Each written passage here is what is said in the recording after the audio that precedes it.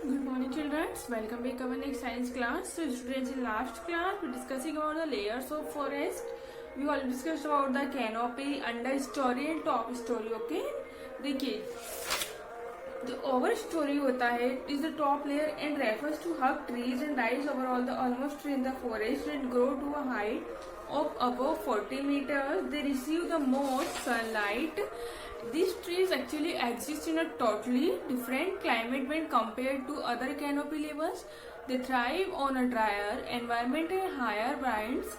Birds of prey depend on this overstory. देखिए जो overstory trees होते हैं उनकी हाइट होती है 40 मीटर तक और जो इनकी हाइट ज्यादा होने के कारण इन्हें ज्यादा सनलाइट प्राप्त होती है और जो कैनोपी ट्रीज होते हैं उनके लेवल में बहुत ज्यादा हाइटेड होते हैं एंड जो ड्रायर एनवायरनमेंट रहता है उसमें जो ठंडी हवा भी चलती है बहुत तेज हवा चलती है तो इस कारण ट्री और ज्यादा कैच कर पाते हैं और यहाँ पर अधिकतर बर्ड्स और डिपेंड रहते हैं इन्हीं ओवर स्टोरी ट्रीज पर. Okay, next was canopy tree is formed by trees that grow to a height of 20 to 40 meters. इस प्रकार की ट्री 20 to 40 meters तक ग्रो करते हैं. Their tree tops grow very close from a lush green over the other plant.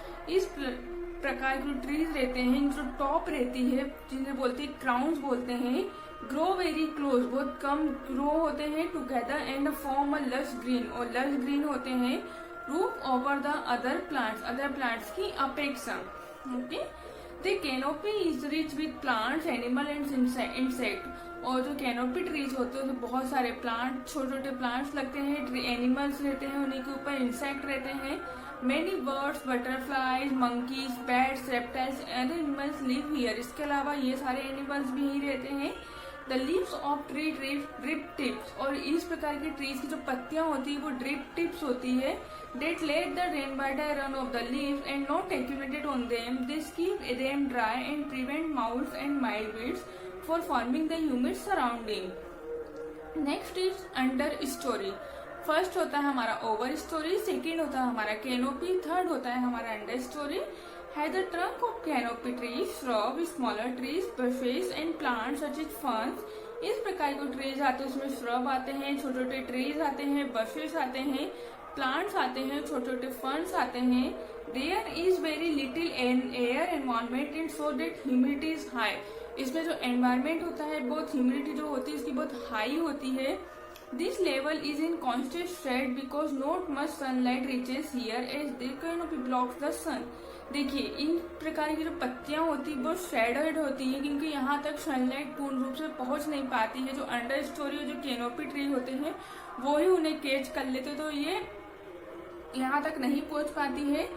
This still many birds animals make their home in the under story. और बहुत प्रकार के जो बर्ड्स होते हैं एनिमल्स होते हैं वो भी अंडर स्टोरी ट्रीज में अपना घर बनाकर रहते हैं. Okay, so students now next is few plants grow on the forest floor. कुछ प्लांट्स ऐसे होते हैं जो जंगल की फ्लोर पे ग्रो करते हैं because almost no sunlight reaches here क्योंकि यहाँ पर सनलाइट पूर्ण रूप से पहुंच नहीं पाती है.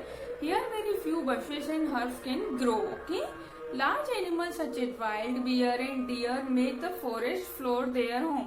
बड़े बड़े एनिमल जो होते हैं जैसे वाइल्ड बियर होते हैं, जंगली भालू होते हैं, डियर होती है जो क्या होते हैं फॉरेस्ट फ्लोर पे ही अपना घर बनाकर जंगल की सतह पर ही अपना घर बनाकर रहते हैं.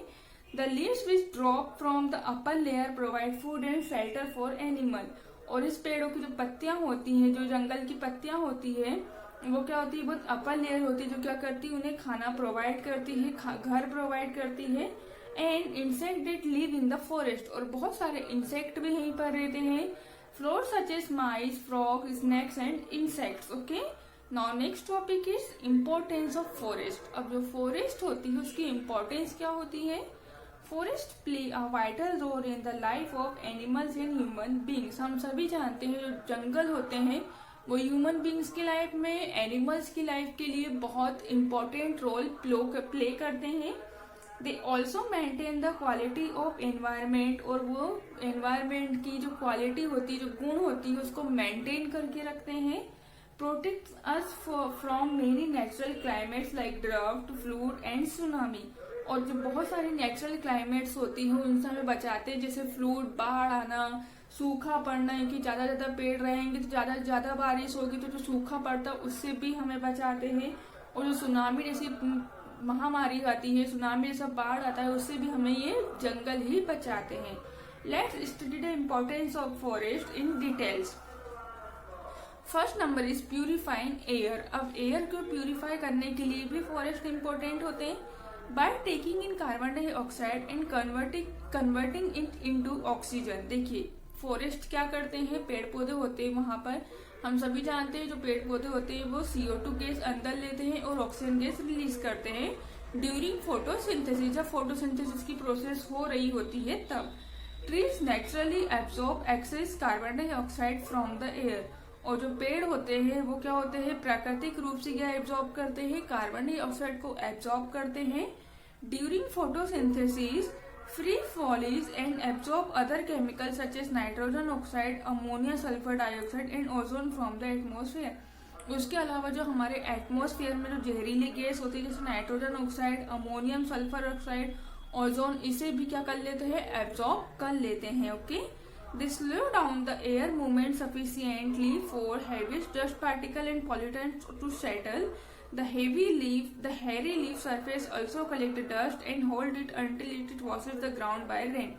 देखिए ये क्या करते हैं, हमारे एयर एनवायरनमेंट में जो बोलते हैं पार्टिकल्स होते हैं, डस्ट पार्टिकल्स होते हैं, पॉल्यूटेंट प्रदूषण होता है, इनकी जो पत्तियां होती है, जो हेरी लीफ होती, जो बाल जैसी पत्तियां होती, वो क्या कर लेती है, इस सारे डस्ट पार्टिकल को अपनी सरफेस पे कलेक्ट कर लेती है और जब पानी आता है तो उसे धो देती है और वही पानी ग्राउंड में गिर जाता है। तो वो डस्ट पार्टिकल भी हमारी एनवायरनमेंट में बचाता है, हमारे एनवायरनमेंट को फ्रेश करता है। So student, that's all for now, we will continue in next class. Thank you, have a nice day.